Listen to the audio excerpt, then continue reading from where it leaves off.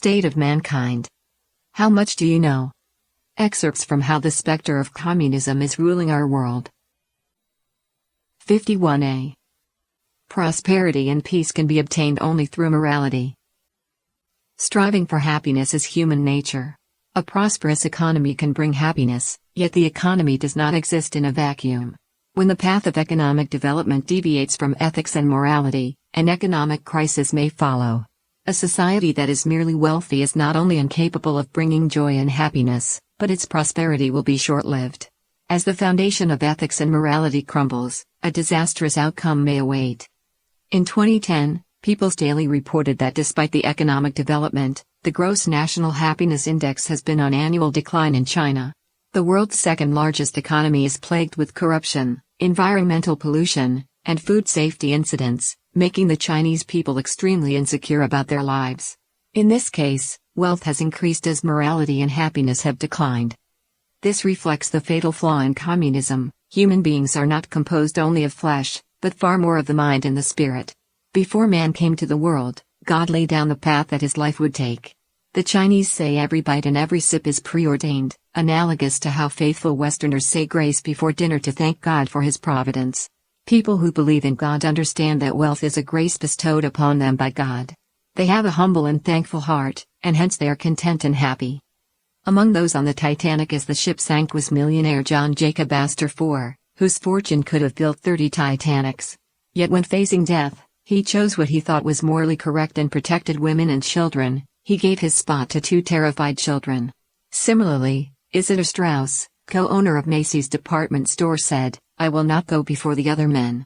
His wife also refused to get on a lifeboat, giving her place to Miss Ellen Bird, their new housemaid. She chose to spend her final moments with her husband. These people of great wealth chose to put traditional values and faith before the opportunity to save their assets and lives.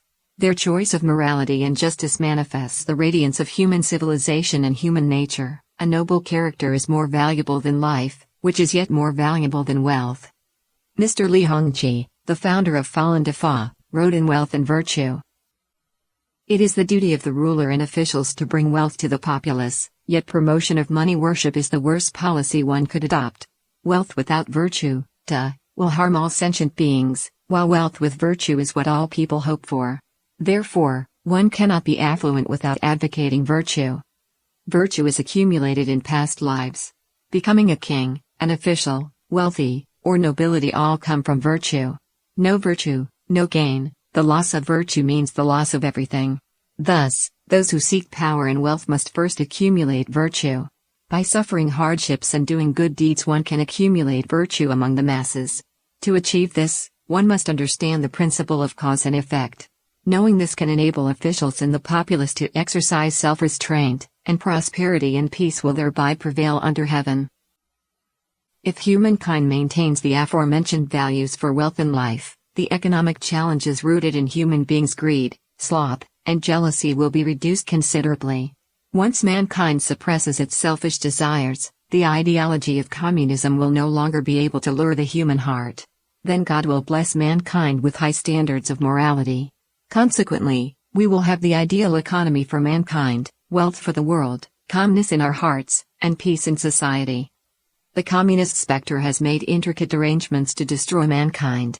Its economic arrangements are only one part of the story. To free ourselves from the control of communist ideals, we need to unpack the conspiracy, identify the fraudulent messages, and stop putting our hope in this bankrupt ideology. We also need to restore traditional values and recover morality and virtue.